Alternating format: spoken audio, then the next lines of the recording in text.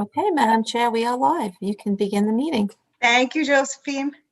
Okay, so this is the April 19th, 2021 Community Board 10 Brooklyn General Board meeting. We are over Zoom and we are live streamed on YouTube. I'd like to start the meeting this evening with the Pledge of Allegiance, as we always do.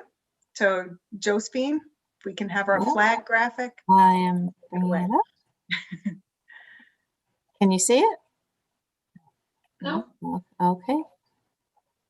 Can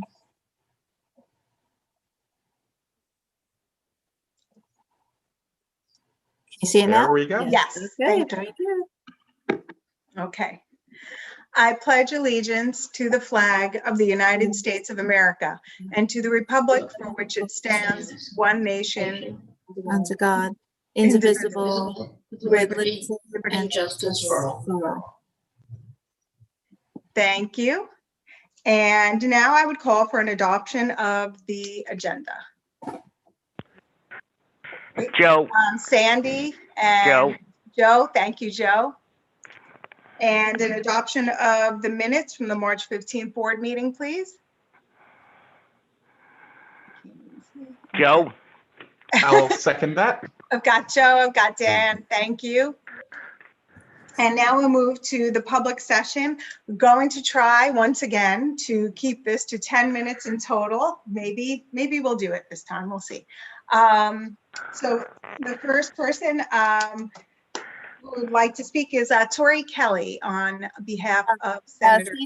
State Senator Granardis is here. Andrew is here. I'm here, Lori. Hi, Andrew. You just didn't I'm see sorry. me. They had Tori signed up, but nice to see you. That was just a decoy to see how you would handle me not being here this month. That's all. I'm getting hives. Hey everyone, great to see you all. Hope everyone is safe, healthy, and well. I will keep my update really brief. We the biggest news really to share with everyone is that we have finally concluded the state budget. This year was about 7 days late. It's the latest budget we've had in a decade. You know, I won't go into all the reasons why, but that I'll run through things that I think are going to be really helpful for our community. First and foremost, for the first time in a generation, we have agreed to fully fund New York City's public schools. For those of you familiar with school funding issues, you know that this has been a fight for the last 25 years. There have been lawsuits after lawsuits after lawsuits. As part of this historic budget agreement, within the next 3 years, the state has promised to fully fund its commitment under the Campaign for Fiscal Equity lawsuit. In my Senate district, which is, most of Southern Brooklyn, we are number 4 in terms of the fourth most owed Senate district in the entire city. And our schools are owed $43 million. That within the next 3 years, that commitment will be fully funded. Really significant win. First time in a generation we'll ever be able to say that our schools are finally fully funded. So incredibly proud of that fact. The second thing I'll highlight, we have allocated $1 billion for small business support on top of the $3.2 billion that small businesses will be getting from the federal relief packages that passed in December and in February. Oh my God. The state is allocating $800 million in small business grants and $200 million in small business tax credits. Another big win. These will be prioritized any other form of federal aid early on. This is really great. The third thing I'll highlight, it's really third and fourth thing jointly, significant 2.1 billion. Can you guys screen for it? Can everyone hear me here? Yes. Now we can. Okay, good. So $2.1 billion in rent relief assistance from in federal aid that we are getting distributing. Sorry, $2.3 billion. This accounts for about 95% of all the back rent owed statewide since the beginning of the pandemic. So this is a significant help to both tenants who were not able to pay their rent because they lost their jobs, as well as to our property owners who have been carrying these tenants for the last year. The funds will be made available. We're waiting for final details as to when the program will open up. But basically, a tenant can apply or a landlord can apply. And once the state verifies that the rent is actually owed, the state will then cut a check directly to the landlord. I know this has been a topic of conversation the last couple of times I've come. As we have more details, we will share it with everyone so everyone knows how to take advantage of it. And the last piece I'll highlight, something I'm really excited about as well, because it's a model of a bill that I proposed last year. For the first time ever, we're going to have a property tax circuit breaker.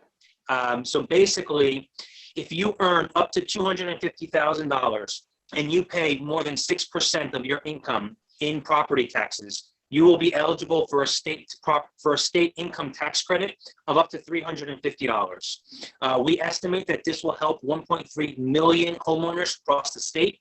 There are 4.5 million homeowners statewide who pay property taxes, so this will help about a quarter of them.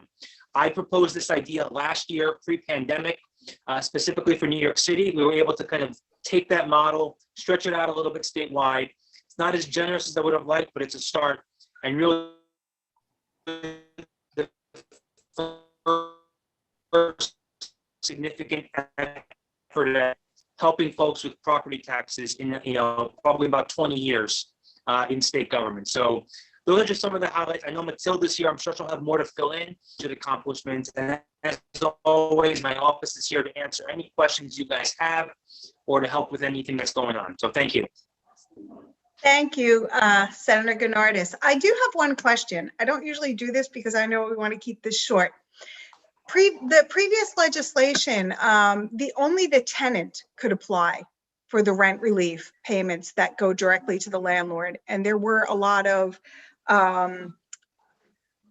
requirements that would qualify a tenant for that. Has that changed? Can the landlord now apply directly? So the landlord can apply with the tenant's consent. So like the landlord can say, "I'll apply on your behalf," and the tenant will have to just sign off on that, certify, and this will all be handled not by the DHCR, which is the Division of Housing and Community Renewal. It'll actually be handled by the Office of Temporary and Disability Assistance, which actually has a much better track record of getting out who need it. So if the tenant administrative procedures that the landlord can pursue in order to try to retrieve that rent. Likewise, if a landlord decides not to accept the funds for whatever reason, then the tenant has remedies as well to require the landlord to take those funds. So we're really trying, this is like 95% of the back rent owed. There really is no reason why anyone should not take this money that's on the table, because this will help restore balance to the system again. Okay, thank you very much. And sorry, and you asked the second question about the restrictions. So the first couple of waves of this program that we started with last year had very tight income restrictions. As part of this funding, there are certain income restrictions, but it's not about eligibility, it's about priority. So that individuals who meet certain income thresholds will have a priority to, basically the application window will open for them first, and then it'll open up for everyone else at large a couple weeks later.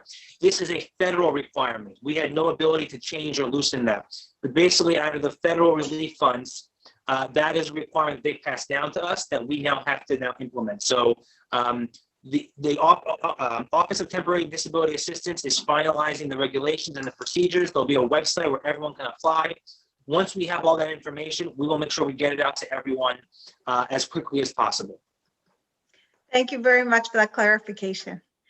Lori, Sandy has his hand raised. I just have a question for Senator Gennardis.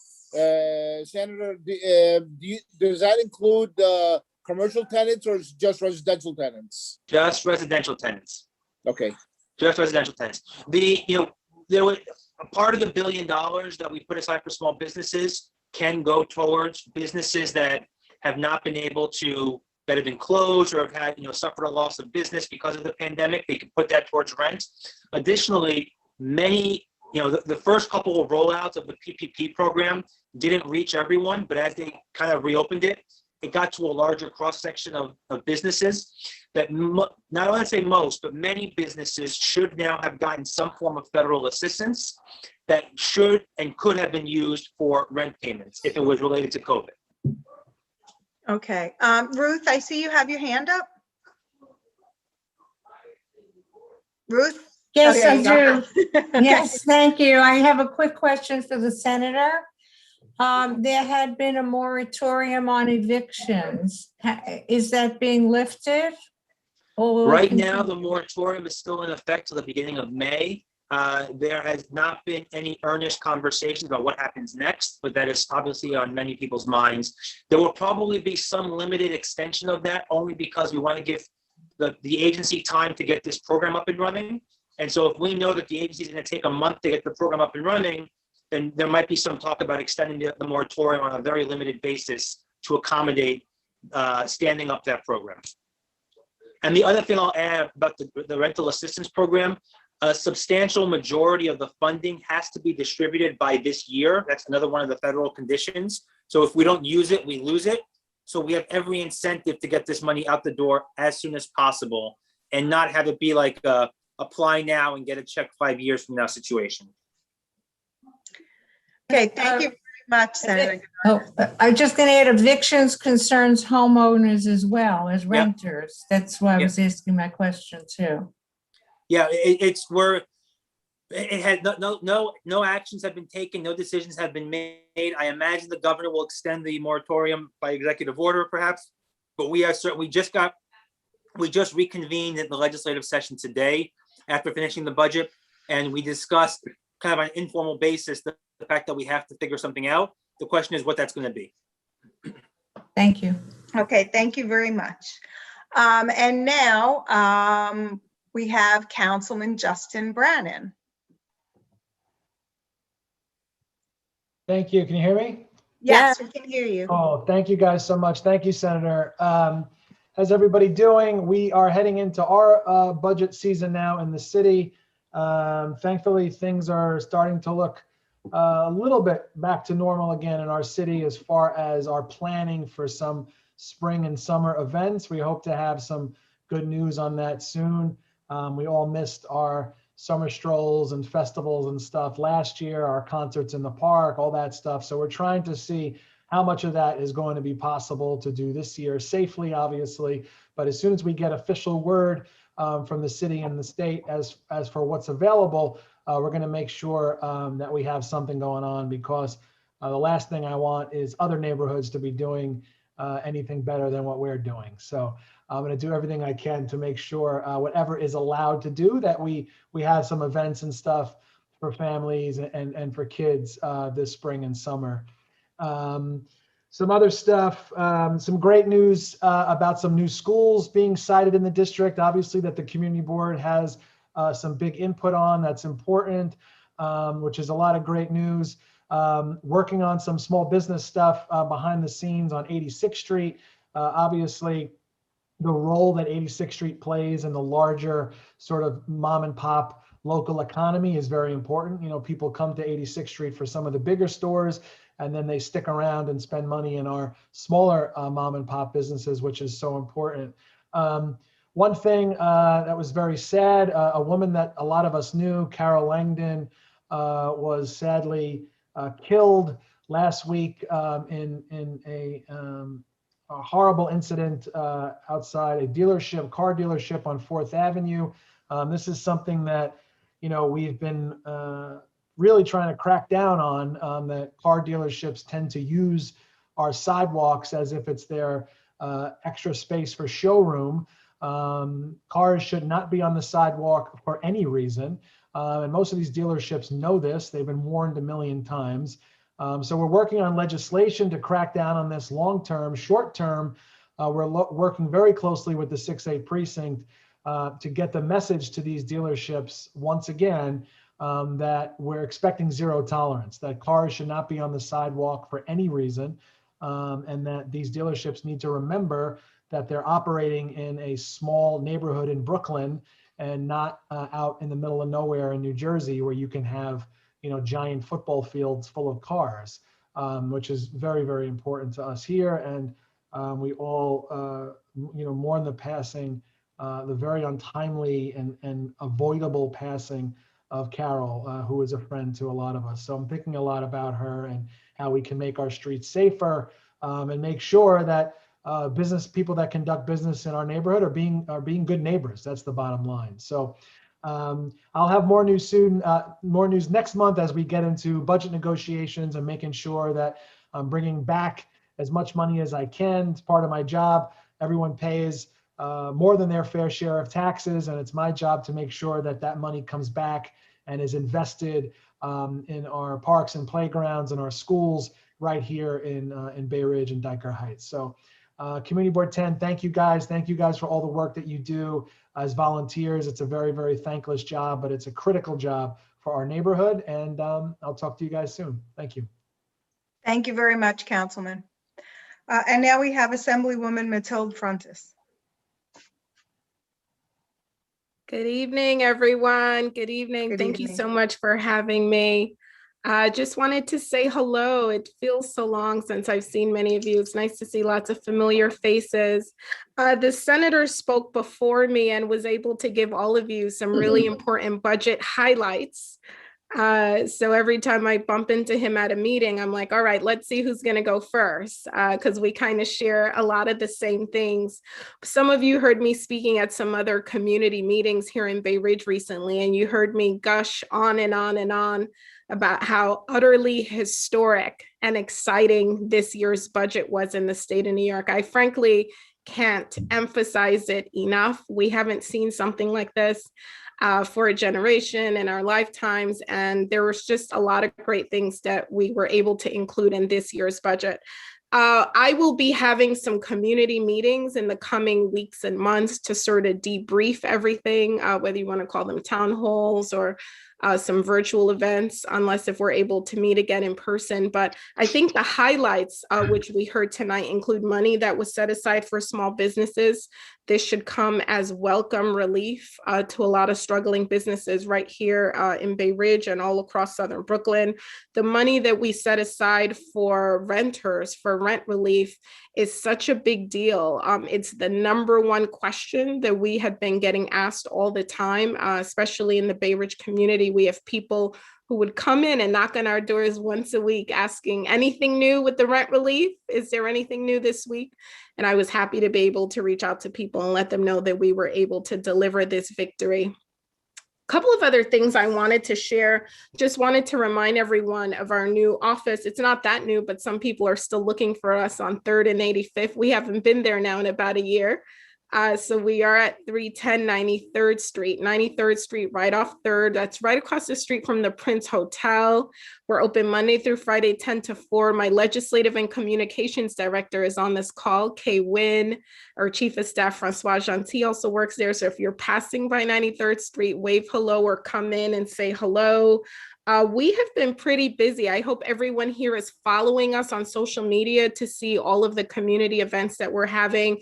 Just on Friday, I had a really nice virtual event with Senator Schumer, where we talked about the federal COVID relief package that was passed by the federal government and all that was included in that $1 trillion package, money that was set aside for small businesses. We talked about money for houses of worship.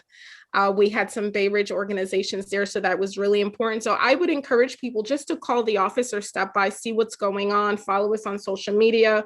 You can give us a call at 347-560-6302, 347-560-6302. Today, we shared our flyer for an upcoming workshop, How to Start Your Own Nonprofit. We got a lot of nice messages, people thanking us for putting something like that together, because a lot of people apparently do want to know how to start their own nonprofit. Wanted to remind people, if you missed it, we recently launched a 6-point economic mobility plan.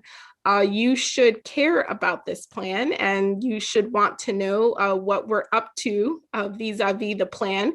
It's a 6-point plan which focuses on home ownership, job and training opportunities, entrepreneurship, financial planning, cooperative economics, and community investments. There is something in this plan for everyone, all of the families across the district. At any given time, we're partnering with a variety of organizations around the borough, around New York City, bringing programs to you and your family. If you have an 18 to 24-year-old at home who's not working, who's not in school, we're proud to say that we are sharing information on a number of paid training opportunities, which are just for 18 to 24-year-olds, where they can learn something new, they can learn a new trade and get paid at the same time. So be sure to check us out. In fact, the plan has its own Facebook page. It's called Economic Mobility Plan for the 46th District. Last but not least, well, two more things actually. Hold on one second. I think this is the delivery. Excuse me.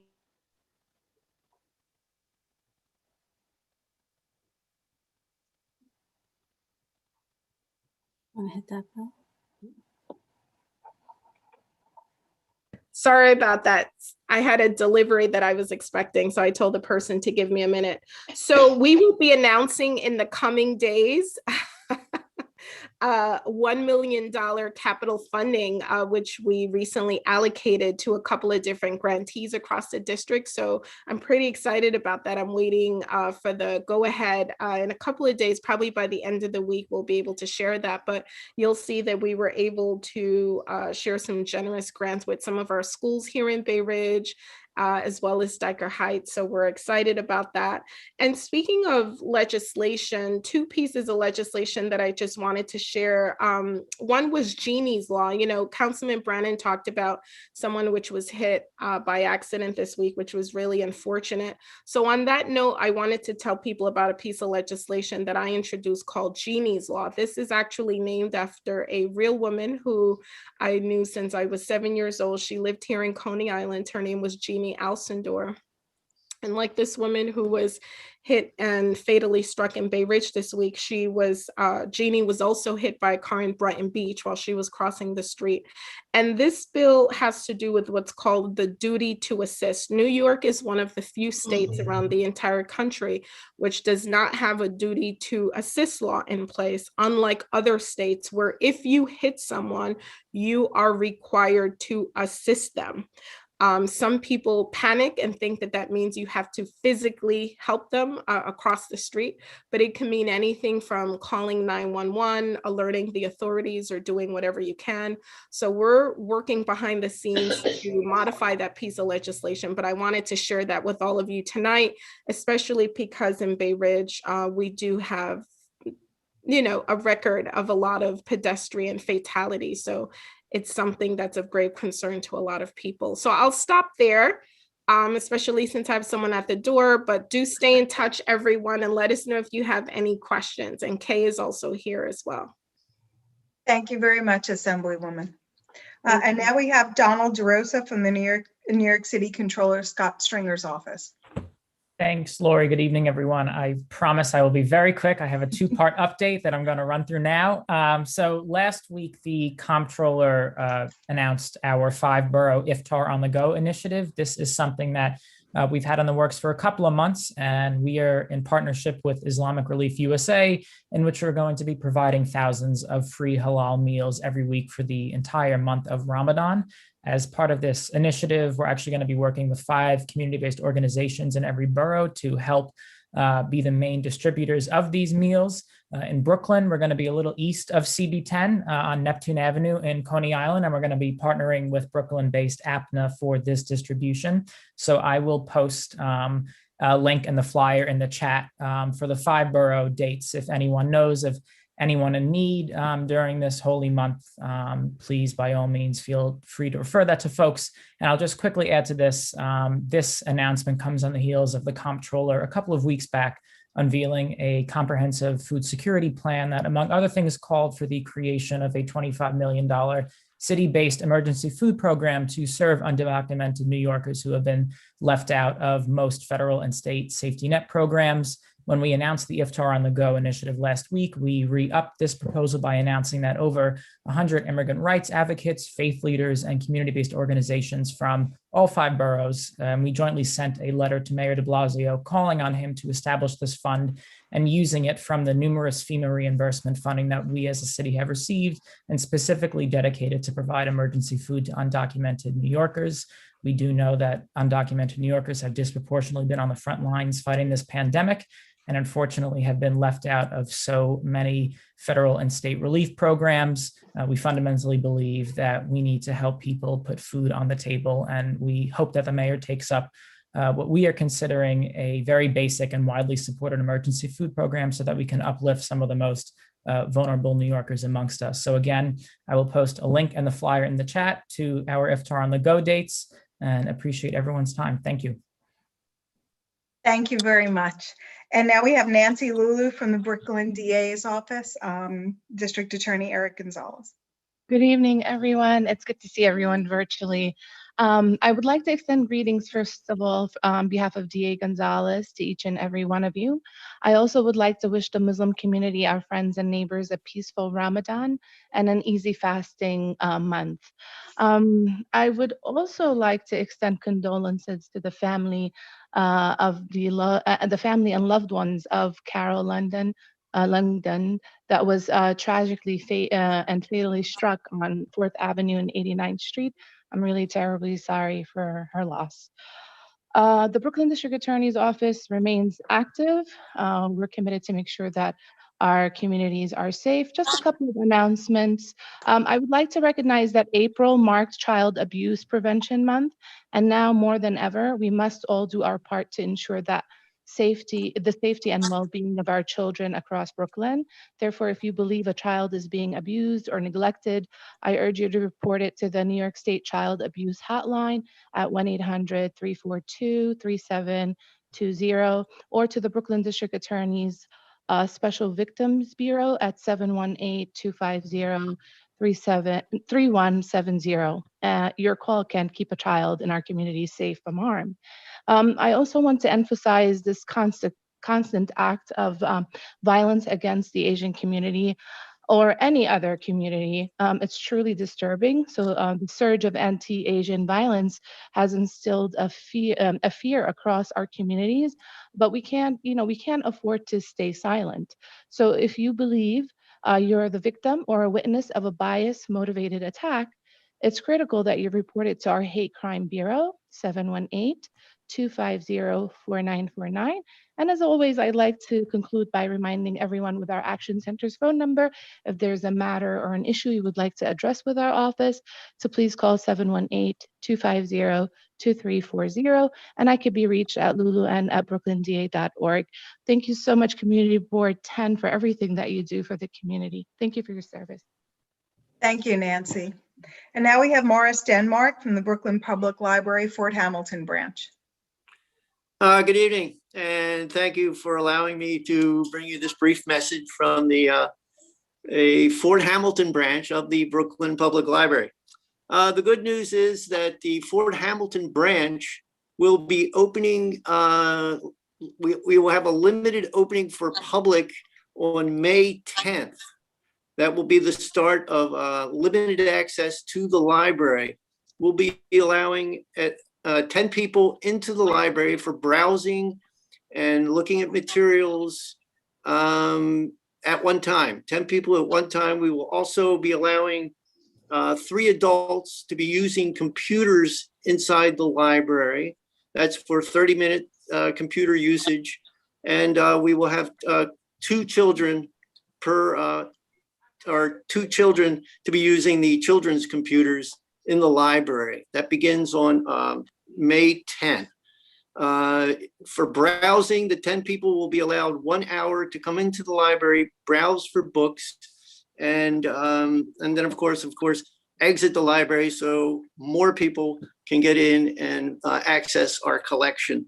We will also be having some outdoor seating. We will be setting up tables and chairs on the street in front of the library for people to sit down, read their books, or just relax, wait. There's a bus stop right in front of the library. So if they're waiting for a bus, they can utilize our chairs and tables. And we will not be serving coffee at the tables. I'm sorry. Well, thank you very much for giving me this time, and hope to see you come into the library on May 10th. Also, at the Diker Beach Park, down on 86th Street. I believe it's almost near like 14th or 15th Street down there. The library will be holding on May 21st between 10 and 1 o'clock. We'll be doing story times, and we'll be having some games outside, weather permitting. So I hope that the story times, of course, for the young children. We will be having games and activities for the middle kids, and also some things for teens. So that's on May 21 between 10 and 1 o'clock. That's a Friday. Okay, are there any questions? Okay, I don't see any hands up. all right. All right, thank you very much. We Thank you. appreciate the update, and we're happy to see that the library is going to be reopening. Thank Yes, you we'll so be much. opening slowly for safety reasons, but we will be opening our doors back to the public. Thank you. Thank you so much. And I would like to just acknowledge Frank Fontana from the New York City Department of Buildings. Frank, I don't know if you wanted to speak this evening, but just in case. Hi, yes, I do. How are you? Hi, good, how you doing? Good, good. Yes, just a couple of updates I want to share. First off is local law 152. That was for periodic gas inspection. So building owners, any property that's families, 1 and 2 families are required to get a periodic gas inspection and submit that report to the Department of Buildings. And a mailer just went out not too long ago to property owners. So your offices may or may not get some inquiries about it. If you do, feel free to reach out to me. So basically it's an FAQ that we've sent out, have on our website. It describes all the community boards. They're the filing period staggered by year. So for community boards 1, 3, and 10, it was supposed to end December 31st, but the council had extended to June 30th of this year. So those property owners have until June 30th this year to submit those reports for the periodic gas inspections. The next one is the interactive map. We issued a press release last week. So now the buildings department issued a press release in regards to property owners that have hazardous conditions and violations on their property. So if any property above 35 units has 2 or more immediate hazardous conditions or violations, we will restrict them from obtaining a new permit until they fix those conditions. And then properties less than 35 units, there's 2 more violations. So we're telling people basically, you can't get a new permit until you fix your existing violations. That also goes in conjunction with an Office of Tenant Advocate. May or may not be aware, we have an Office of Tenant Advocate, and their role is to investigate, along with HPD, any construction-related harassment. So if there's a tenant that feels that they're being harassed by construction, you can submit a request to the Department of Buildings. We have an Office of Tenant Advocate that will go out and do those investigations. Like I said, as well as with HPD. May 3rd to May 7th, we have our annual Build Safe, Live Safe conference. So buildings will be talking about various initiatives, sustainability, future of the building code, and they'll be talking about a lot of different topics. So if you are interested in registering, you can visit our website. It's done virtually this year. And just lastly, 2 last things. If you go on our website, there are 2 links for job updates and a newsletter. So feel free to, if you are interested in receiving a DOB newsletter, you can sign up with your email, or if you have a particular job in mind with a construction site, you can plug in that job number and then get periodic updates when there is an update for that job. And that's about it. Thank you. Thank you very much.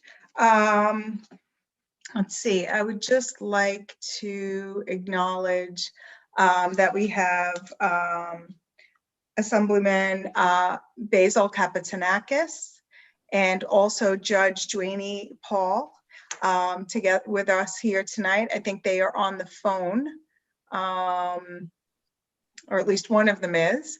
I didn't know if they wanted to speak this evening, but I did want to recognize their attendance. Now we have, that closes our public session, and we have the chair's report. So good evening all, and welcome to our April 19th general board meeting. The board's committee chairs and members have been busy these past couple of months, and we've had a number of items coming up on our agenda that will keep us busy right up to the summer hiatus, including the city's proposal for a number of zoning text amendments, which we will be hearing about in the upcoming months. I wanted to announce our nominating committee has been appointed, that Tracy Britton will be the chair, Judy Grimaldi, Ruth Mazer, Susan Pulaski, and Anthony Marino will also be serving on that committee. So nominations for positions, people, if you have any, start thinking about it. I would also like to mention what Councilman Brannan and some others have mentioned. The district office did receive a call on Thursday about the fatal incident that occurred on the sidewalk by a car exiting the auto dealership on 4th Avenue and 89th Street. And I have to say that I was so saddened, but also outraged to learn of this. This tragedy did not have to happen, and it cannot be permitted to happen again. This event is not a cause for another traffic study on 4th Avenue. This is a case of a local businesses that have been allowed to be bad neighbors, bad actors, and recklessly selfish. The value of our local businesses is not lost on me. However, a business cannot be allowed to flout the laws in pursuit of its money-making endeavors in reckless disregard to the rest of the community. For years, the residents and this board and our elected officials have been vocal, very vocal, about the local car dealerships' use of the sidewalks as if they were their own private property, and we have been pleading for greater enforcement against the dealerships. The dealerships have been courteously and diplomatically asked numerous times to cease their reckless use of the sidewalks. And I had again, on April 8th, raised this issue of the dangers of the dealership's regular hazardous practices of driving and parking on the sidewalks during the joint committee meeting with the school construction authority during our discussion of the proposed location for a new elementary school on 5th Avenue and 88th Street, just down the block from where this tragedy occurred. I wish we were not today saying, "I told you so," as this terrible event was avoidable, and it's horrible that it had come to pass. So to those offending businesses, get off the sidewalks. And to our enforcement agencies, get them off the sidewalks once and for all. This was a simple problem that was left unaddressed with a horrible result. I sincerely hope that we never have occasion to address this problem again. And that concludes my report, and I thank you all for attending and remain safe and well. I would like to now turn it over to Josephine Beckman for her district manager's report. Thank you, Lori, and thank you for saying that. It's very important. So good evening, board members. It was 1 year ago in April, believe it or not, that Community Board 10 moved our meetings to this virtual platform at the beginning of the COVID-19 pandemic. It's difficult to believe that it's been a year, but I am so very proud of our board members and us as staff for quickly adapting to our to this new virtual meeting forum. So April has been a very busy month for the district office staff. The meeting calendar is quickly filling up, and we have some very important meetings to schedule before our June hiatus. I want to share that our Communications and Public Relations Committee will be hosting a presentation about ranked choice voting on May 4th at 7 p.m. I encourage all board members, even if you're not on the committee, to participate. Ranked choice voting will begin this June primary, and we're working hard to provide residents in the district with information about this new voting method. I'm also happy to share that last month I reported about the April 10th Community Graffiti Cleanup Day hosted by the NYPD. And I am pleased to share that I did reach out to local civic groups and some responded to participate with CB10. That was the PCR, Parent-Child Relationship, which has done multiple awesome community cleanups in Dyker Heights and beautified Leif Erikson Park and McKinley Park. A special thank you to Irene Chu from Assemblymember Peter Abadi's office who helped, and for board members who donated to the effort. We cleaned up about 13 storefronts. So special thanks also to the Bay Ridge Lemonade Coalition who joined the cleanup. The district office staff has been assisting multiple dwelling property owners with local law 69 of 2017, which requires the filing of annual bed bug report. Many property owners received violations or notifications for not filing their bed bug report, as well as their annual HPD owner registration. I can't begin to tell you how many calls we've received. We have not seen fines. However, there is a $13 registration fee. We've had some residents and some property owners having difficulty with doing this online, and we've been assisting them. So please help spread the word. Information about these requirements are available on the HPD online website, and we will share in our upcoming newsletter. Frank spoke about local law 152, and we continue to spread that word about the periodic inspections, which are due by June 30th for all properties greater than 2 families within Community District 10, as this deadline was extended. And just some brief announcements. 92nd Street between 3rd and Ridge Boulevard will be closed tomorrow, April 20th through the 23rd from 9 a.m. to 4 p.m. due to roadway restoration work on a private underground sewer work that was done some time ago. It's a final restoration, so that block will be closed. National Grid notified the district office they will be performing trench work at 99th Street from Harbor Court to Shore Road for an infrastructure replacement project. National Grid is finishing up work in the 70s, if you've been around, 77, 78 above 5th Avenue. That should be wrapping up very shortly. Bay Ridge Center has also shared that they will be hosting a webinar with New York City Health and Hospitals and the Department for the Aging on Thursday, April 22nd at 1 p.m. on everything you wanted to know about COVID, but were afraid to ask. This information will also be posted on our website. And I just want to share a reminder that the Summer Youth Employment Program hosted by Department of Youth and Community Development, their application is open through April 23rd.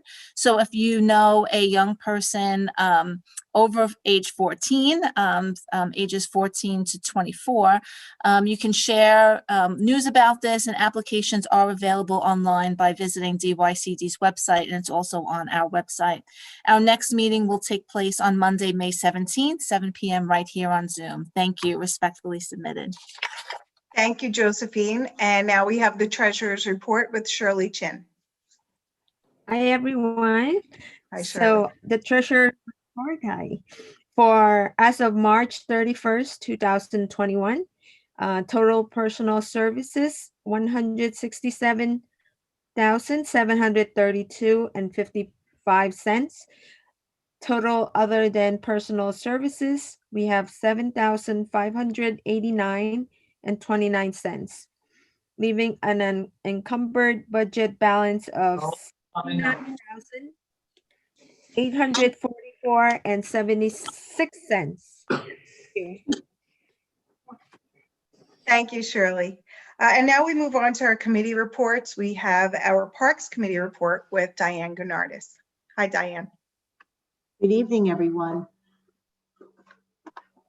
The Parks Committee met on Tuesday, April 6, 2021 at 7 p.m. via Zoom for a presentation from the Parks Department regarding the plans to reconstruct the Parkway Vinland Playground. The committee met in quorum, and members of the Parks Committee in attendance included Chris Yandoli, Director of Capital Projects in Brooklyn, Rachel Kramer, Chris Syret, Zoe Chen, and Michael Lay, who serves as the project designer. Also in attendance was Sophie Mihalis from Senator Gennardis's office. The presentation of the reconstruction of the Parkway Vinland Playground located on 94th Street and Shore Park comes with a $3.4 million budget provided by Councilman Justin Brannan in the 2020 fiscal year budget. The project size is a half an acre.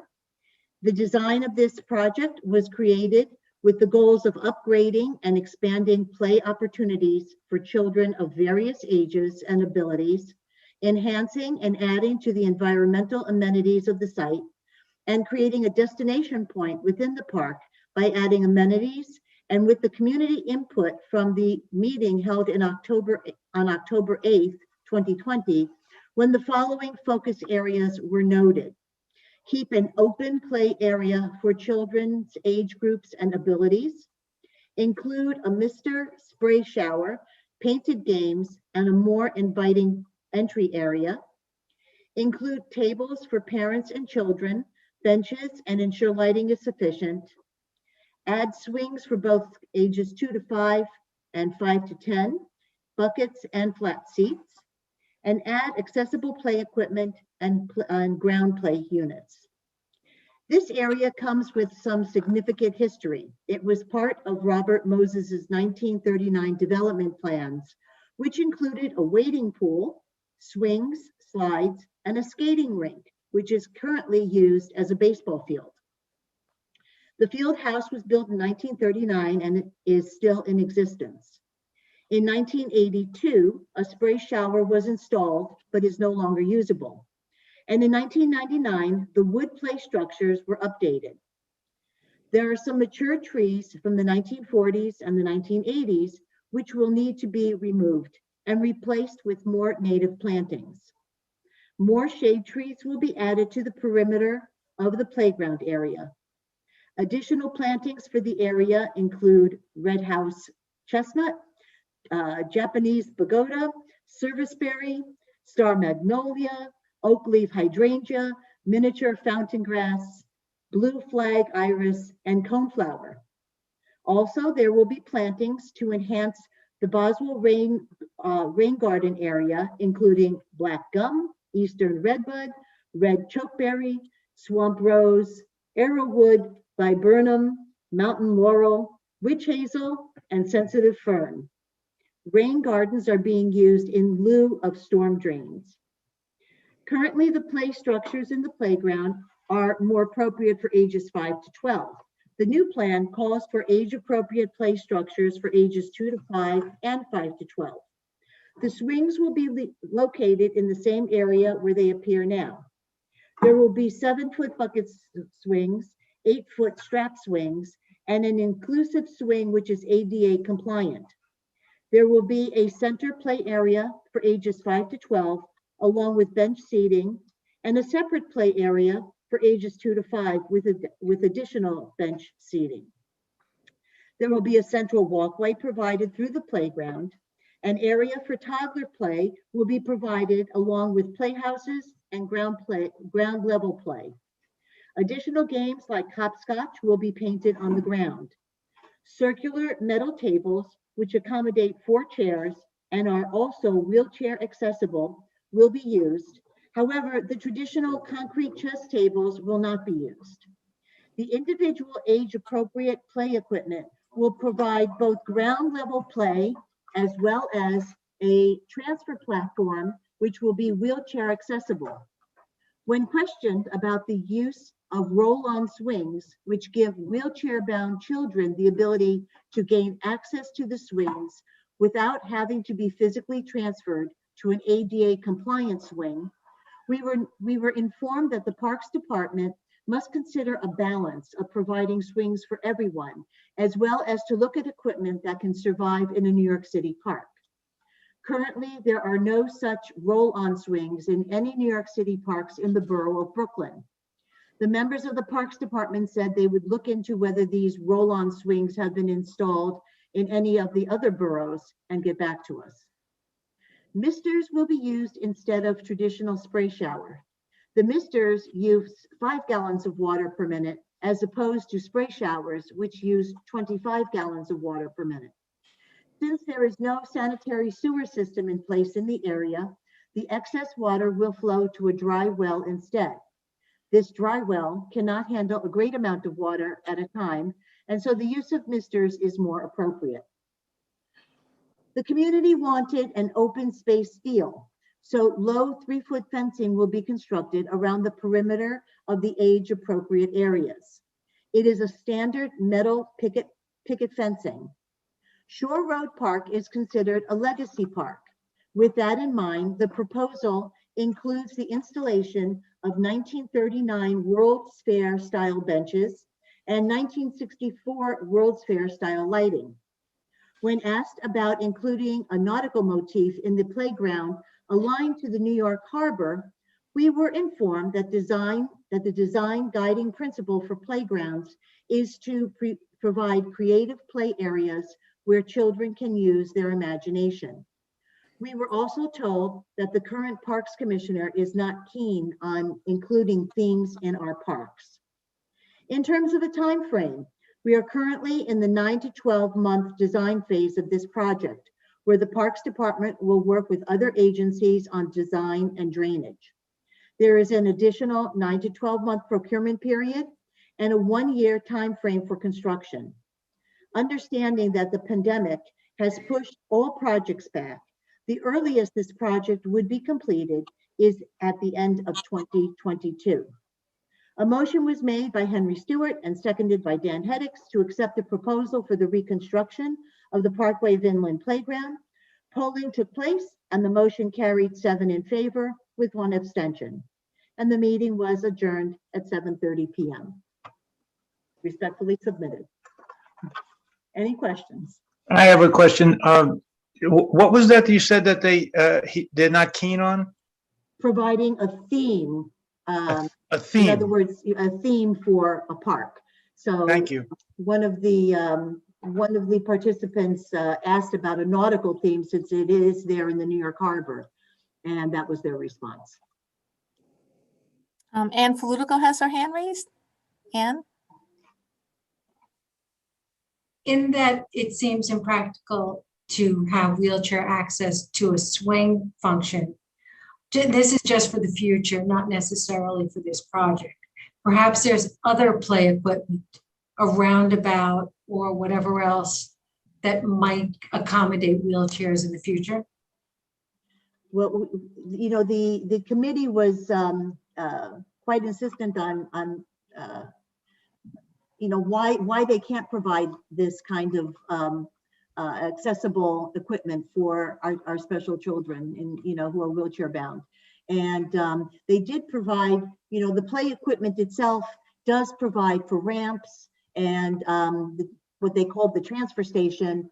Both the 2 to 5 and the 5 to 12 age group play equipment does have accessibility for wheelchairs, but specifically for the swings, they said that, you know, it would take up a huge amount of space, and given the fact that swings are very desirable in parks, and everyone wants more swings, you know, they have this philosophy that they don't provide this for our children, which I can't understand, but it is something too that we will always ask for. Thank you. Okay, I don't see that we have any more questions or discussions, so I guess we'll be calling the question then. Okay, I will be putting up the launch polling. So for board members only, we could please vote by using the polling option before you. In favor. Thank you, Joe. June Johnson, I'm in favor of the. Thank you, June. Thank you. While the polling is taking place, I would really just like to thank our councilman, Justin Brannan, for providing all of these funds for our parks. It really makes a difference in our neighborhood, and it's great that he's able to do this. So thank you, Justin. Okay, so I'm going to conclude. So that's 33 in favor. Motion carries. Thank you, Josephine. And thank you, Diane. That concludes our Parks Committee report, and now, Because I didn't get a chance to vote. oh, I'm sorry, Larry, I hear Larry. Yes. Larry, How do you vote? I'm just recusing myself. okay, one recusal, thank you. Okay, so now that concludes our Parks Committee report and vote. And we will move on to the Police and Public Safety Committee report with Barbara Vellucci.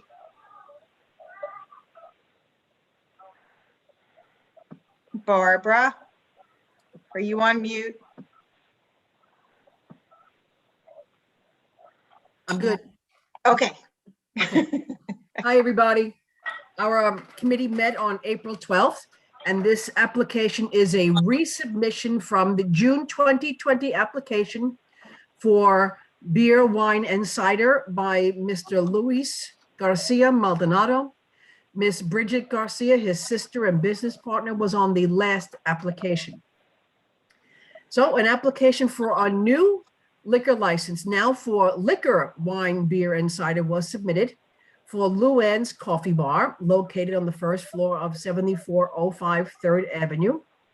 And Luann's Coffee Shop is listed as a bar and tavern on the SLA application questionnaire. The attorney is known as Sandra Hung. Her full name is Saishore Hung Fong. And the establishment and the only applicant on this questionnaire this time is the brother, Luis A. Garcia Maldonado.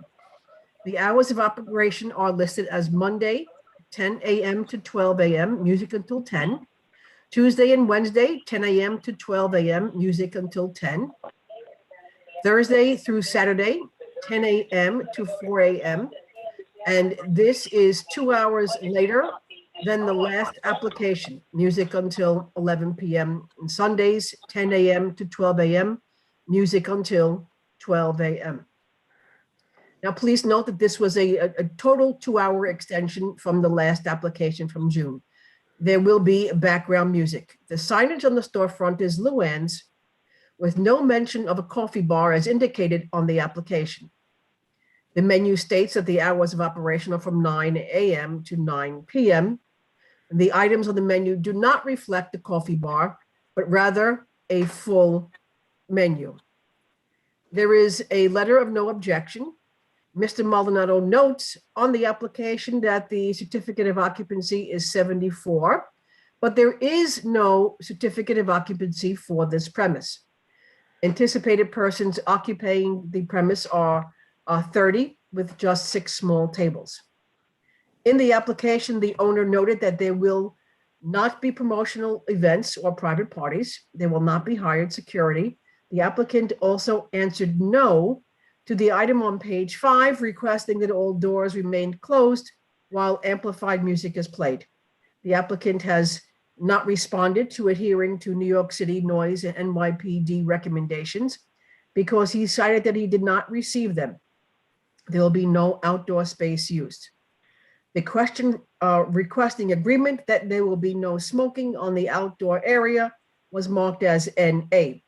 It is understood that owners and managers of all establishments request no smoking inside and directly outside of an establishment. The photos submitted are of the boiler room, countertops, 2 restrooms still under repair, and 6 small tables in the establishment itself. In the report from June, several residents testified that there was loud music, karaoke, and a fully stocked bar. There is a serious adverse history, and I'm repeating a lot of it from the report that we gave in June. New York City open data. There were 20 calls from September 2019 through January 31st, 2020. Some calls were numerous on the same evening. For all of these 20 calls, the complaint is loud music and party. Some of these calls were made as late as 2:37 a.m. This was also provided to us from Captain Conwell of the 6-8 Police Precinct. Email from the captain dated January 3rd, 2020. The precinct conducted 2 visits there, observing alcohol on both occasions. The precinct inspected the business and found a fully stocked bar. The owner failed to produce receipts and records for the alcohol. Our police captain informed us that this is a storefront operating as a bar, unlawfully selling alcohol, and a party hall nightclub, mostly on weekends. This establishment is not licensed by the SLA. It is supposed to be a coffee bar. On January 3rd, 2020 is the date of the second inspection. Multiple summonses were issued regarding unlawful dealings with alcohol, and much alcohol was destroyed by law enforcement. They also provided us with additional adverse incidents regarding this premise. On February 1, 2020, there were 2 arrests following a serious physical altercation between patrons at this unlicensed premise. Upon police arrival, it was evident that alcohol was being sold, minors were consuming alcohol, thereby endangering the welfare of minors. There were no receipts or records of the business for inspection. The use of marijuana was witnessed, and a taser and pepper spray were recovered. There was blood and evidence of a fight and destruction to the property. The owner, Mr. Garcia, and the patron were arrested. Our then new captain, Captain Tolson, and officers Panepinto and Interbretson participated at the June meeting, reiterating Captain Conwell's written report. Ms. Bridget Garcia and Mr. Luis Garcia Maldonado were given an opportunity to speak, and this was from June. Bridget spoke for herself and Mr. Maldonado for this establishment. She stated that she is sorry for what had happened and said that inexperience is the cause of these events. Full responsibility was taken. The committee questioned her further regarding the repeated complaints, noise, promoted events, illegal use of alcohol, and the need for police intervention. They were all aware of the problems. The owner of the property was aware.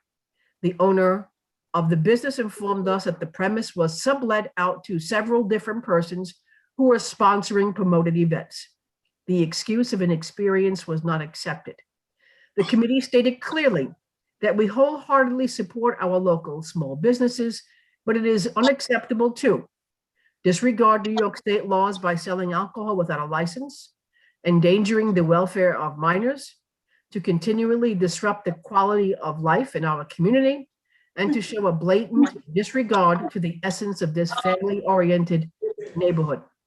The disregard of numerous 311 phone calls, for the repeated complaints for noise since the beginning of this tenancy with no remedy, and the knowing illegal use of the establishment as a bar with the continued consumption and sale of alcohol without a license, including the need for 911 police intervention on several occasions, is reprehensible. At this April 12th meeting, the committee asked the attorney, Ms. Fung, who spoke for Mr. Maldonado, and we asked her what has changed in the last 10 months since the community board outright denied this owner's application. She said that nothing has changed. The owners just never filed the paperwork. Thus, the need for the committee to reconvene. Restaurants have been closed for most of last year. In fact, they have been open for just a little bit over 100 days in total and restricted in capacity, all due to COVID. Under normal circumstances, it would be as though this applicant received a decision of denial in June from this community board and then just reapplied with an extension of expectations in October. There is no reason to alter the board's decision from June, which was to deny this application. The committee unanimously voted to reiterate Community Board 10's decision from June 2020 to deny this application and to send a letter to the New York State SLA regarding the actions of this owner. And we ask that the board tonight move to approve our recommendations once again. Thank you, Barbara. And you met in quorum? Yes, we did. Okay. I have something to add. When I was reviewing the paperwork that was sent out to the board members in preparation for this meeting, I took a look at the application, and the owners had indicated separate locations that they had managed. And that's a standard question on our questionnaire. We say, oh, to indicate the owner's experience. And they had indicated 2 premises. And when I just tried to go online and take a little look, I noticed that for one of the premises, there were news reports because they had been running, having illegal parties there during the COVID restrictions, and that there were hundreds of people there. So I did just want to mention that, and that another of the locations that they had indicated, the owners had indicated for prior restaurant management experience. When I looked up that one, it appeared to be like a photocopy shop or something like that, but certainly not. Yeah, Right, that was just from this past February and then the September before. He claims that he wasn't managing then. I mean, it was really terrible, 300 people, he says he wasn't managing then. And I asked the attorney that. Is the attorney or Mr. Maldonado here tonight? No. Josephine, okay. This is a different attorney from the first time they applied in June. And by the look on her face, just watching her, watch me go through this, I don't think she had any idea of the problems that this establishment had from last year. But were we able to ascertain whether or not they were in fact, I mean, they listed these places as locations that they managed. Right. He claims he left by the time that happened. Well, I want to add too that I did speak to the district manager of Community Board 3 in Queens, who said that at the time that this was managed by the applicant, there were issues in the community and complaints.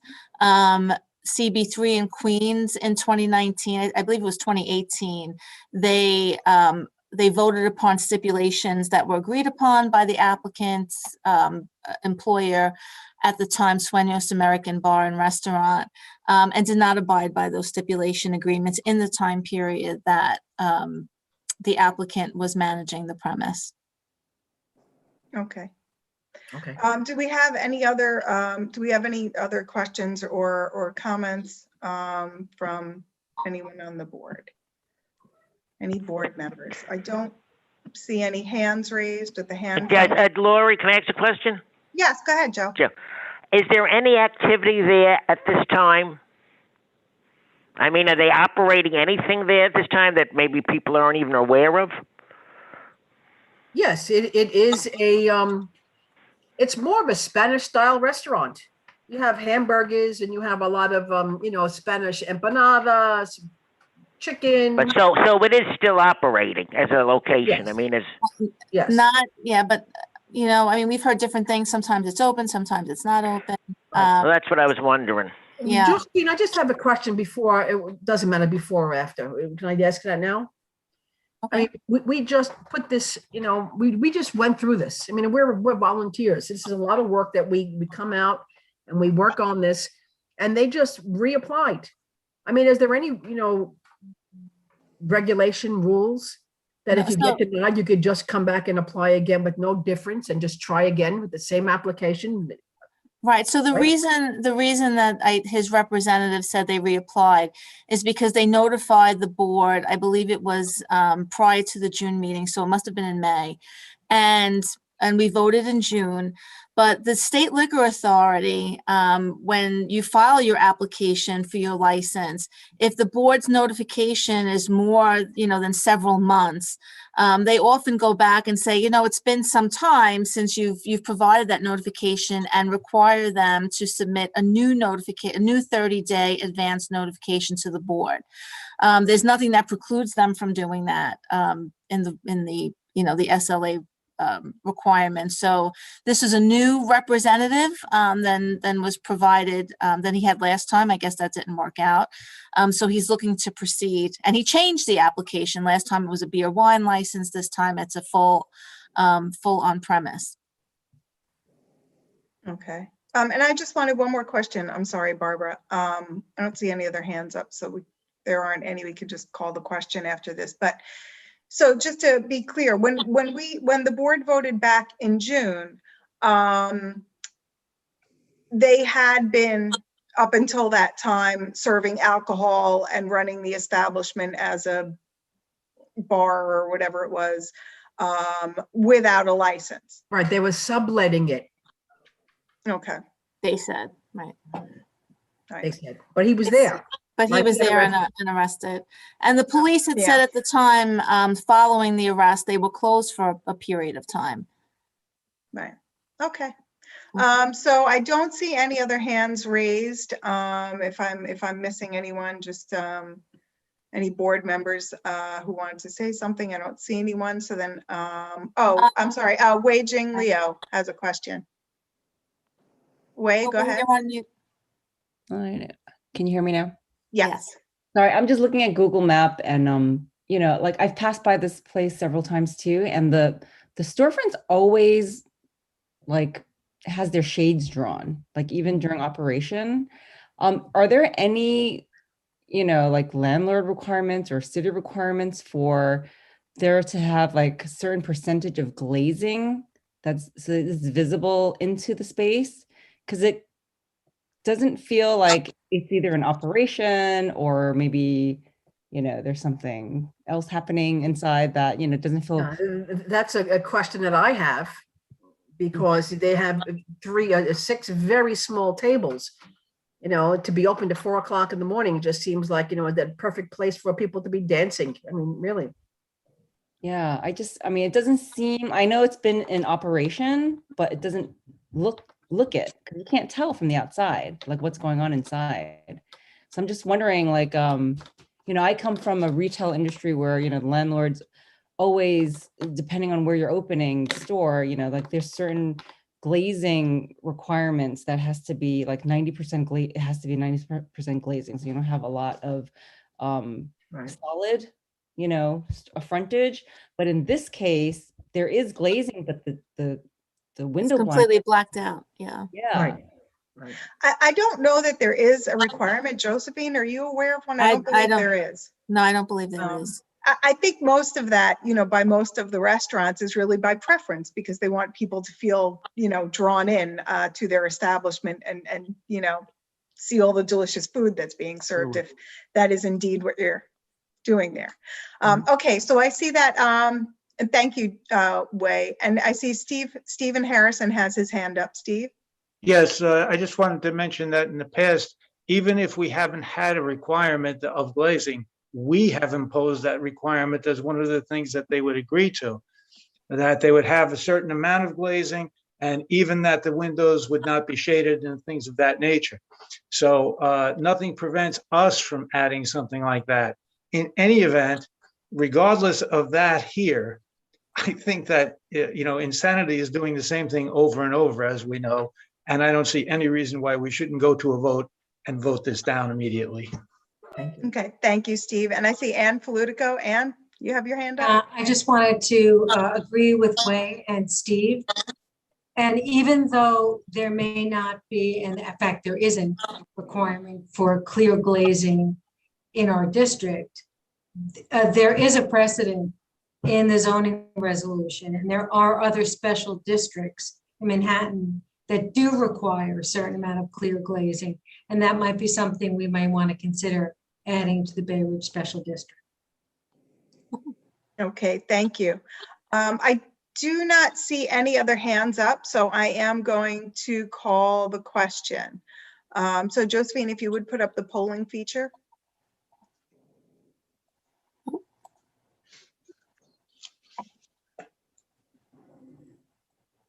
I don't have any place to vote. I'm sorry. I'm working on it. I have it now. I'm sorry. Hi, this is June Johnson, and I'm voting. Okay, hold on. Oh, okay, go ahead, June. No, I'm voting, you know, against them receiving permission. Okay, so one thing I just want to clarify, Barbara, the actual vote, the committee's recommendation was to deny, Correct. right? Okay, so if you're in favor of denying, you're voting in favor of the committee's recommendation, okay? Just leave it on the dining room table. Okay, So if you're in, that means you're in favor of the committee's recommendation. You're not voting opposed. If you agree with the committee, you're voting in favor. Okay.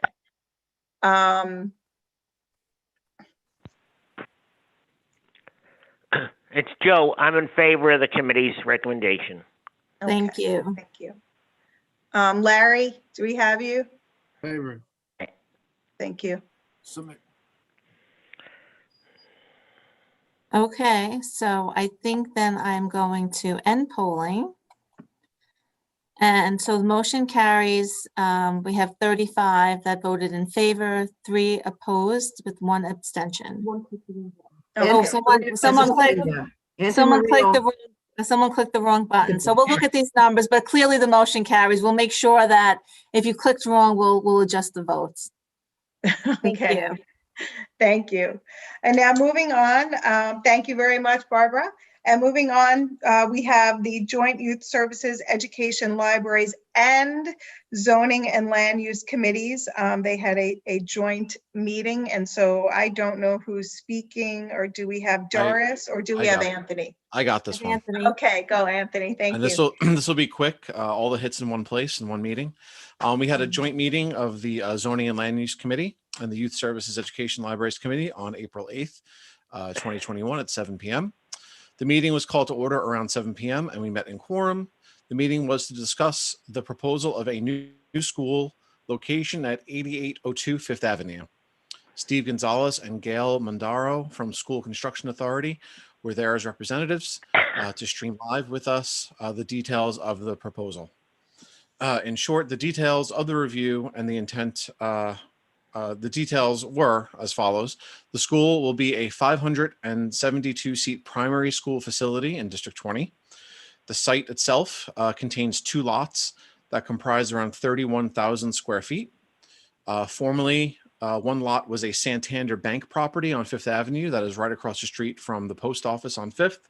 And the other lot is was a car, I guess like a dealership mechanic, and another building next to it.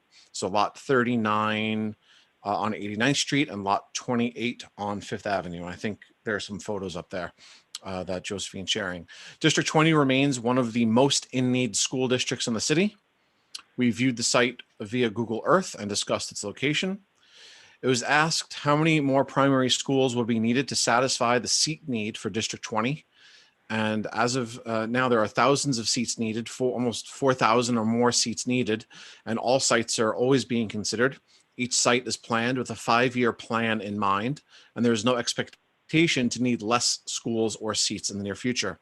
The biggest need remains the need for a primary school, as many people are asking why it was going to be a primary school, as there are 2 other primary schools in close location to that proposed site. There's no design yet for the building, as this is a very, very, very, very early on in the process. So no design issues were immediately discussed. Studies will be done to determine, and I think especially now with recent incidents, to determine traffic, safety, and environmental impact on the area, which will of course help to determine the design. There is always an effort to find and reuse existing buildings, as it was brought up about the use of parochial school spaces that are closing down other pre-existing buildings. After the talk and questions, a motion by Dean was made to accept the proposed site with a second by Doris. There was no additional discussion and the motion was passed, 8 in favor, 4 opposed, and the motion carried. With that, the meeting was adjourned, and we look forward to meeting with Steve again for the design stage. This report is respectfully submitted by myself, Anthony Marino, Chair of the Youth Services, Education, and Libraries Committee. Thank you.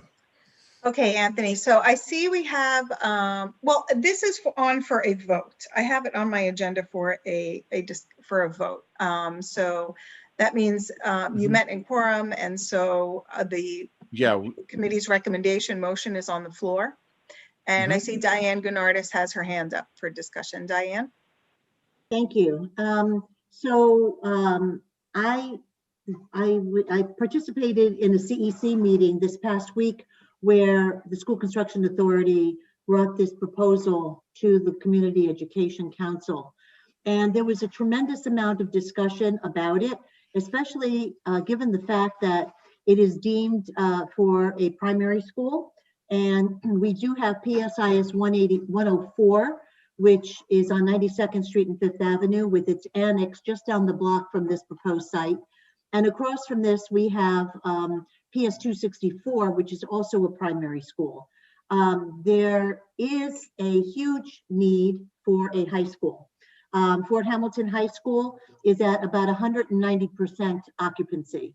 And so I don't know whether, when this was raised to SCA, they just said that it was deemed an area for a primary school. But I just wanted to bring this information to our board because I'm not exactly sure if the seats that are needed for primary school are in this particular area. I think that in the lower end of the district there's more of a need for primary school seats. We do have the middle school that is going to be constructed on the site of the old Nathan's property. And it would really behoove us to have some kind of input about making some kind of a high school, an annex to a high school or something to relieve the overcrowding at Fort Hamilton. Thank you. Okay. Thank you, Diane. I do not see any other hands raised. If there's anyone who's That's me. oh, go ahead, Larry. I understand that with a parking lot, that was originally a bank. Wasn't it Bay Ridge Federal Savings or some other? It's a Santander. Santander. For now, yeah. Oh, that it was a Bay Ridge Savings and Loan. That's going back a while, but still. But it's not in operation anymore. No. No. Okay, anyone else? Lori, Yes, it's Oh, Joe. go ahead, Jane Marie. Oh, I'm sorry, Joe. We'll get to you right after Jane Marie. Go ahead, Jane. No problem. I just want to, again, echo what Diane has said about the community response that we heard at the CEC meeting. And, you know, we've looked at different sites as kind of just in one parcel, how big of a school could be built there, what is the number of seats. But as Diane said, even if it is not something that is the size for a whole high school, it potentially could be the site of an annex. And so if the overcrowding at Fort Hamilton and warrants the need for expansion of sites. And the fact is that the sites are too small to house a school unto itself, then perhaps we do have to look at being more creative in how we're looking at the sites that are available within this district, because our families have really made it clear. And I think one of our other board members I saw in the chat was also echoing that high schools are something that the community is asking for. So thank you. Okay, thank you, Jane. And go ahead, Joe. Question, I'm not on the Zoom. Can you hear me? Yeah, we can hear you. Okay. Now, this includes those two, like, one-story buildings starting at 88th Street, correct? Yes. Yes. Mhm. So it's taking in the full block from 88 to 89th? Basically, yes. Yeah. Along Fifth Avenue. Mhm. And a little Okay. behind, right. Good, good. Very good. Thank you. Okay, thank you. Anyone else? Larry? Oh, go ahead, Larry. The gray building on the left, that's gonna be torn down? That part of the site also? Yes. Going by the map. Yes. What is that right now? Is that something? It was like an It's- auto. It was an auto repair place that's Repair. closed. Excuse me, wasn't that site also previously a proposal for another school site for a private Yes. school? Private Yes, school. Bay Yeah. Ridge Prep. Mhm. They've left that, they're not proceeding. Well, clearly they're not proceeding. I see Michael Festa has his hand raised. Michael, go ahead. I think Here we go.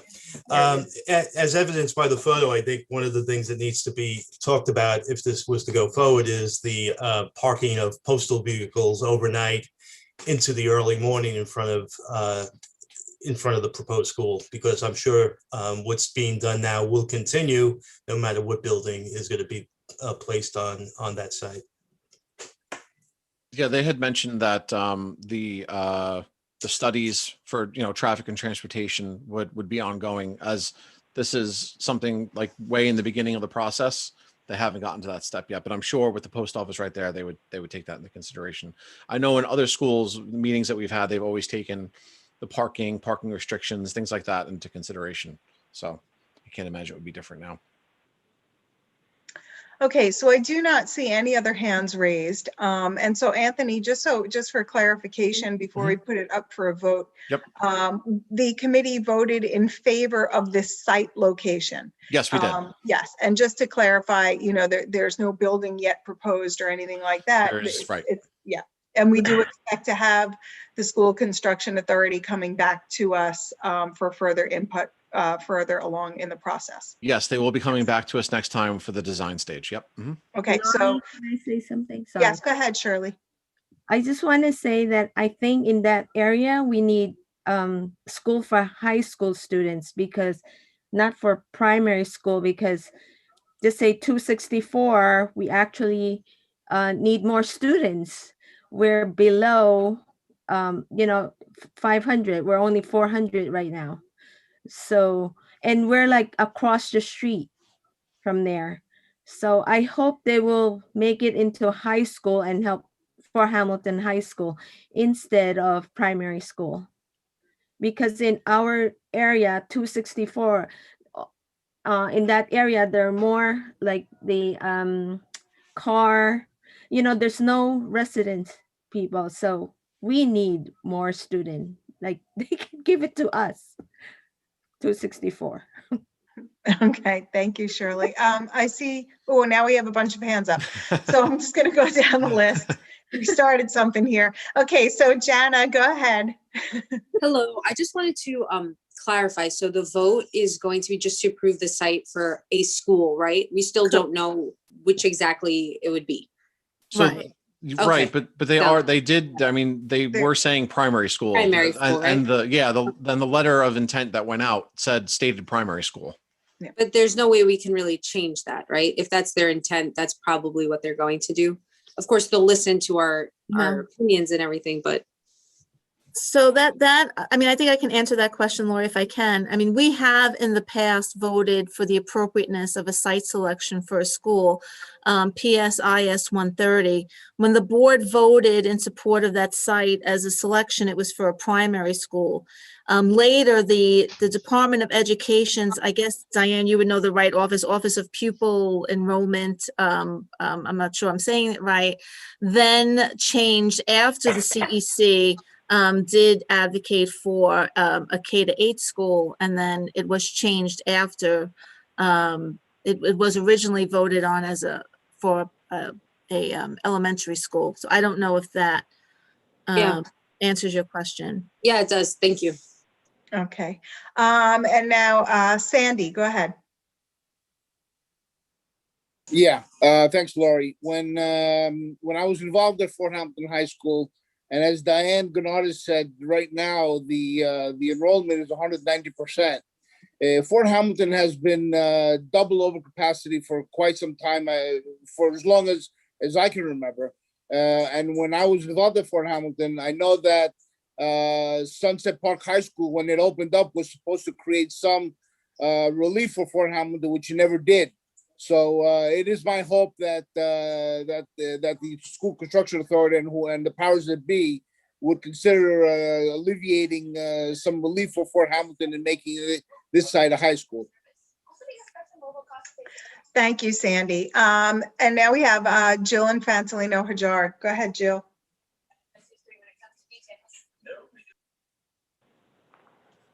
Jill, you had your hand up. Are you muted? Sorry, can you hear me now? Yes, go ahead. Okay. Is there any way that we can then change the question that's presented to the board in two parts, stating that maybe we could approve the site for a school, but further discussion would need to be whether we would approve it for elementary versus high school? So I know they kept saying to us that the school construction authority builds it and that like the DOE fills it.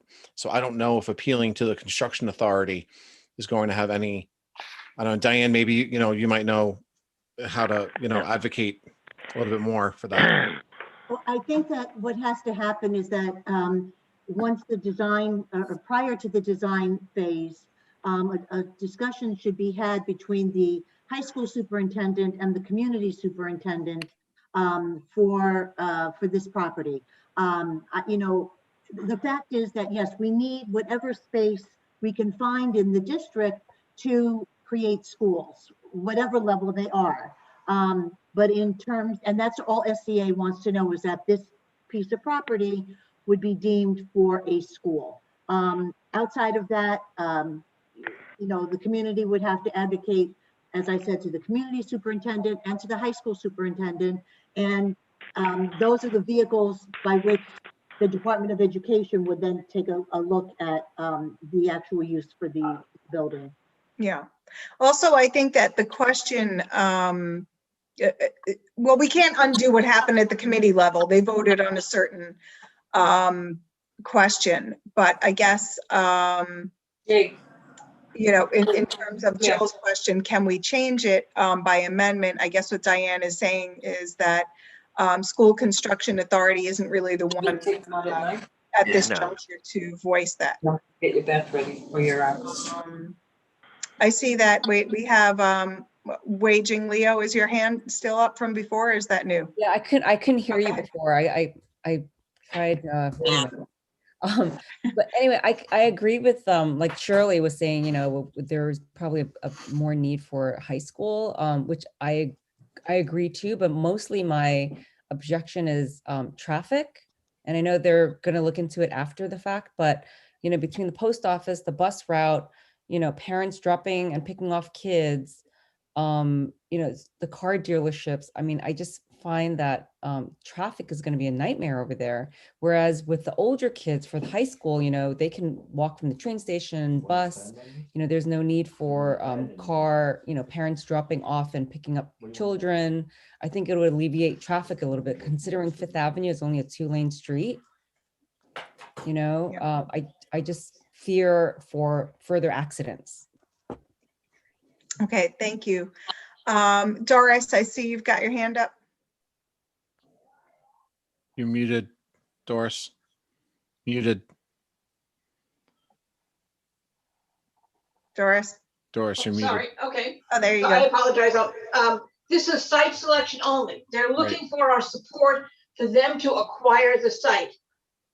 Other decisions can be made after that. If they don't get permission, our support to acquire the site, there is no school to discuss of any type. Right, and that's what we voted on, that we approve the site selection.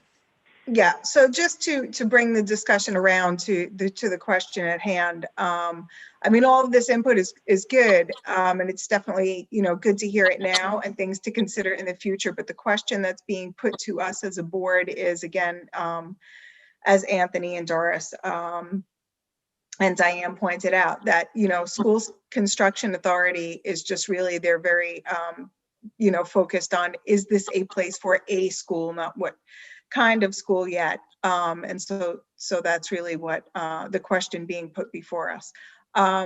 Steve Harrison? Yeah, I'm not quite sure I fully understand this. When we say that somebody just said that there would be no school there if we said no, but my understanding, and tell me if I'm wrong, that this is advisory at best. In other words, the school construction authority is, in a sense, giving us a courtesy to advise them. But if they decide that this is a good place, they can just take that anyway. Am I right? I think, Steve, that they're required to notify the board and provide us the opportunity to give an advisory opinion. Right, but On the it's only, appropriateness, yeah. it's only advisory though, because somebody just said like there would be none if they decided, if we said no to this property. But they could overrule us and just say, well, we're not going to listen to that. It's an advisory opinion, in other words, right? Correct, yes. All right. They could. So, and at the same time, if we decide not to say yes to this, I mean, we could always add something to it to saying that we would prefer to see at this time. But, and we can change the board's or the committee's motion at this time. Just that's easy to do. But I just want to make sure that we don't lose the sight and that this is advisory no matter what we do. But at least we should maybe say we would prefer to see a high school. Just to add that with it, we think it would be better used for that purpose.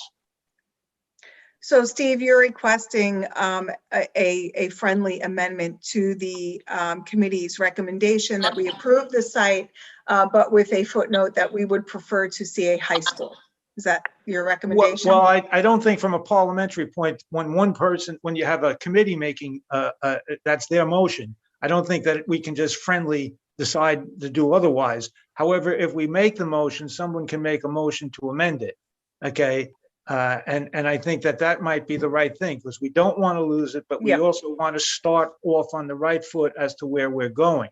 So maybe it would be better if we got something advisory from the board as to whether they would like to see so that we don't get into it too much, but the board would come by, say, you just ask, would we prefer to see a high school or a grammar school? Primary school. I'm not sure I'm following exactly what you're saying. I mean, we can, of course, since we're not overruling what the committee's recommendation was from a parliamentary perspective, we could just say, oh, we'd also like to add that, we approve or disapprove. If it's approved, we would also like to see this, or, that it's a high school. Is that what you're saying? I'm just trying to. Yeah, well, I'm saying to you that you have, from a parliamentary point of view, you have a motion. Okay, so if the motion is on the floor, then yeah, I would make a motion that we add whatever. But before we do that, we could just take an advisory vote to find out which way the people would rather see it. At least we wouldn't have to go through multiple votes then. Okay. Let me see who's Robert Oliva. Your hand is up. Thank you, Lori. Just a quick question before we make even a advisory vote to figure out whether or not we support a high school. I know for a very long time, the number's always been District 20 is overcrowded by at least 7,000 seats or so. And while I know Fort Hamilton is very overcrowded, and on the college side, you hear that from students on a regular basis. Does anyone know what the breakdown is of overcrowdedness in comparison to elementary, middle school, and high school? I think knowing that data, quantitatively would help guide that conversation further. The recommendation for a primary school was made for a particular reason, and I'm wondering if data backs that up. Yes. So before I made a vote on that, I would love to see the numbers to see where the stats lie. Do you know what? I could send that out to you. I mean, that data is available on the Department of Education's website. So if you were to look at the schools in District 20, so all of Community District 10 is within School District 20, but its boundaries do go a little bit beyond it touches it a little bit in Bensonhurst, further into Diker, and a small slither into Sunset Park. And currently there are a little over 4,000 seats, primary school seats.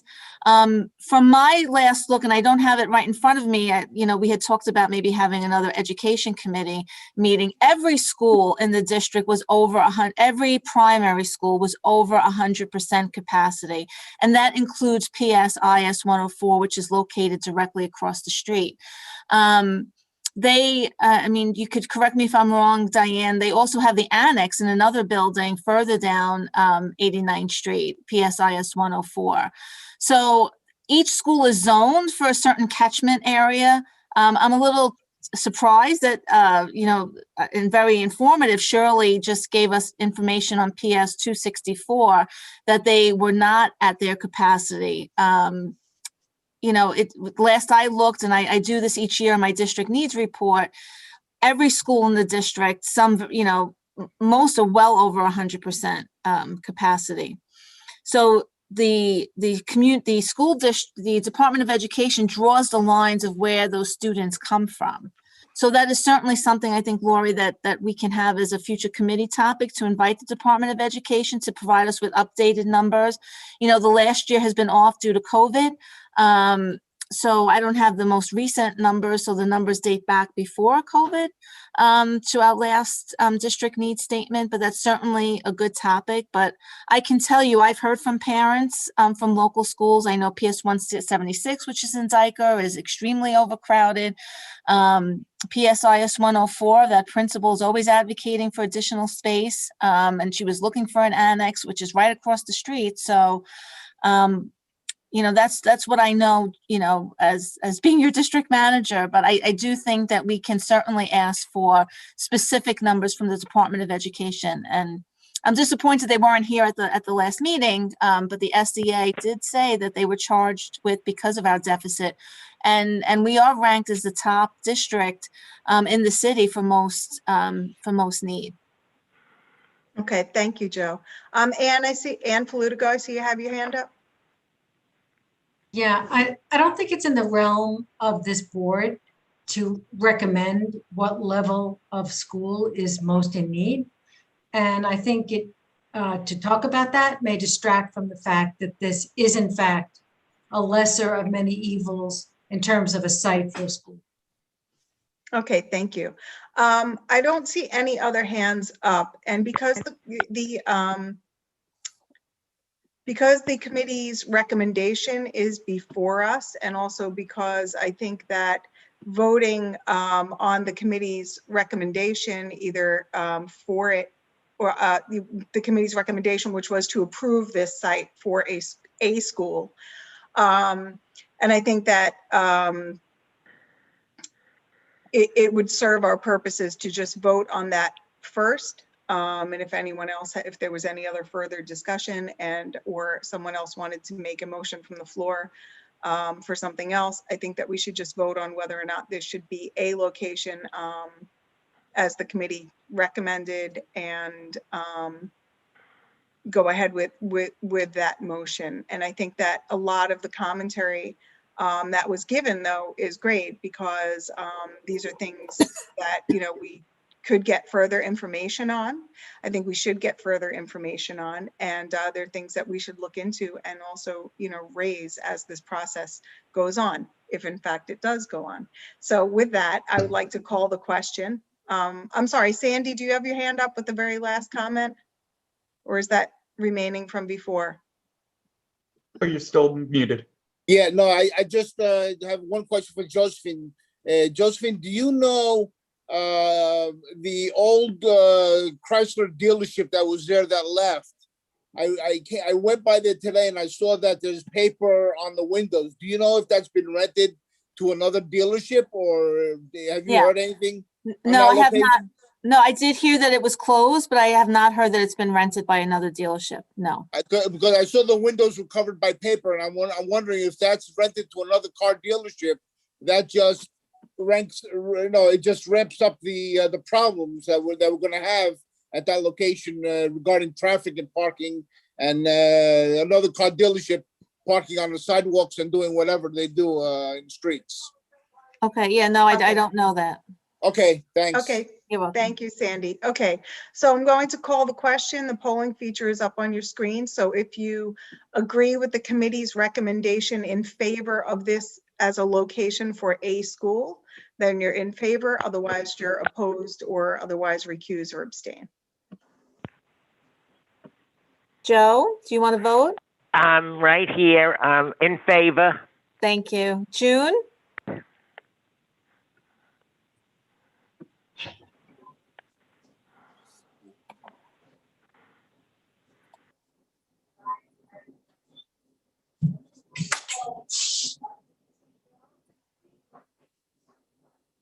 I see June. We must have dropped her. This is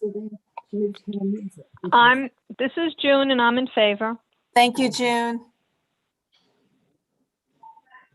Okay, I think we've gotten our votes here. So the motion carries with 33 in favor, 3 opposed, 1 recusal, and 1 abstention. Thank you. Okay, thank you, Josephine. Okay, so are we concluded on this? We've had our vote. And Anthony, are you giving the next report for zoning, joint zoning and land use? I hand the floor over to Doris. Go ahead, Doris. I'm sorry. So the next item on the agenda is joint zoning and land use and traffic and transportation committee with Doris Cruz. Go ahead, Doris. Good evening, everyone. The Zoning and Land Use Committee and the Traffic and Transportation Committee met jointly in quorum to hear a presentation by the Department of City Planning and the MTA on a proposed zoning text amendment to create greater accessibility for the New York City subway system. The proposal is called Zoning for Accessibility. Also present were Josh Vogel from the Department of City Planning, Sanmati Naik from the Department of City Planning, Melissa Farley from the MTA, and Luke DePalma from the MTA. Currently, less than 30% of the subway stations are fully ADA compliant. It is MTA's goal that no rider will be more than 2 stations away from an ADA compliant station. The zoning text amendment is meant to encourage and ease the installation of elevators at subway stations. It can also be used to add stairways or other means of access. The text amendment has 2 categories: transit easement certification and transit improvement bonus. Transit improvement bonus category is for higher density areas. CB10 falls in the transit easement certification category. I commend the Department of City Planning and the MTA for tailoring their presentations to different boards. The MTA already has an existing transit easement program. That program only applies to areas in Lower Manhattan. This text amendment would expand the program citywide. The city is looking to expand the easement program because they have learned from the difficulties they encountered when installing elevators. Installing elevators on sidewalks involves going through layers of infrastructure. Remember that at the 86th Street station, they had to relocate a large sewer line. And then there are electric lines, gas lines, water mains, and more. In addition, they found at 86th Street, they find that there's often not enough sidewalk clearance. Remember that in order to install the elevator at 86th Street, they had to widen the sidewalk, thus reducing the lane of traffic at a busy intersection. The easement program will help to avoid these issues by placing entries within a building. The MTA said they will review applications on a case-by-case basis. The easement program will allow targeted relief, and an easement could reduce the allowable floor area ratio. Thus, the easement would allow relief. The MTA stated that this would allow a 10-foot height bonus. According to the MTA, they would need a 5,000 square foot lot in order to provide zoning relief.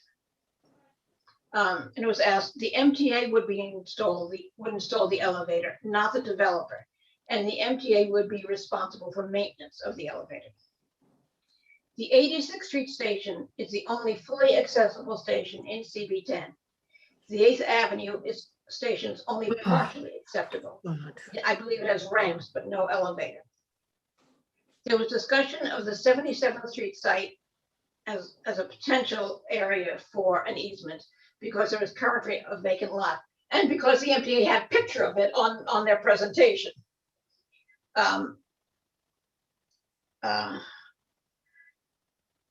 It was asked if the easement would impact the site if the development plans had already been filed. The MTA and the DCP said that it should not, but they would review each case individually. It was also noted that the 69th Street Bay Ridge Avenue station should be under consideration because there are several bus lines with stops there, so it is a transit hub.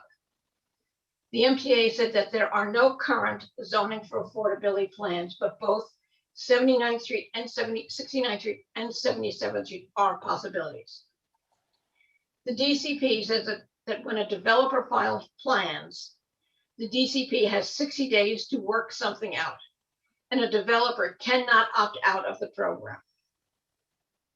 The MTA has identified 70 stations and has a $5 million budget commitment to the program in its 2020 to 2024 budget program. Board member Kapitanakis noted that this will really help our community. When discussing accessibility in the past, former board member Jean Ryan noted that many wheelchair users do not use the subway even if they are near an ADA compliant station, because they can get to the subway, but they might be able to get off at a station near their destination. The committee did not vote on the text amendment. At first, the DCP said this review process hadn't started, but then he changed his mind and said he was wrong. Following, the district manager Beckman checked, and the review process will run from April 13th through June 14th. In reading materials from the DCP that I received after the meeting, I had several questions. With the requirement of a 5,000 square foot minimum, this eliminates many locations in Bay Ridge. A typical Bay Ridge storefront has a frontage of 20 feet. It would require the equivalent of 2.5 storefronts. Can the MTA modify this requirement? And historically, the MTA said that they only install elevators at manned stations. Most stations in our community have 2 exits. One is not manned. Is this requirement still applicable? I have to say, I have done many long and difficult reports, and having first, and this was, I struggle with this one more than any other that I have done. We started by receiving the environmental assessment report, which was over 300 pages. The Zoning for Affordability Act is 103 pages. I managed to filter through that, but I really do believe that there is, we need to look at this because this is a very, very far-reaching zoning text amendment. The last zoning text amendment was very simple. Let's have a special permit for hotels. This is a 103-page report, and I think we need more time to review it. So after discussion with District Manager Beckman and Chair Willis, we've decided to devote more time to it so we can realize that this is an informational report only. Any questions? I don't see any. Oh, Carmen, do you have your hand up? Go ahead, Carmen. Hold on. You're muted, Carmen. Can you hear me now? Yes. Okay. Can we look into, especially for people with wheelchairs, and ask I have Assessor Ride, and one thing that Assessor Ride does now is they don't really send out, they have the vans for somebody in a wheelchair to travel, but they also are using taxis and car services that are wheelchair accessible, which makes it for somebody with a wheelchair a lot easier to travel. Well, I think that this might be something we should bring up in new business. Because this discussion is specifically with regard to the zoning, the proposed zoning text amendment. So this is like, a specific amendment for, in our zoning. Yeah, not that's a good point, and we're getting to new business right after this. All right. So, can you just say, well, let's look into that, or do I have to bring it up again?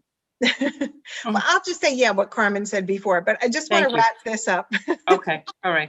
Just because this item is still open, and this was something we did discuss, and because Doris, did point out the great breadth of documentation that we have to go through to really understand this. I just wanted to note that we do have time on this zoning text amendment.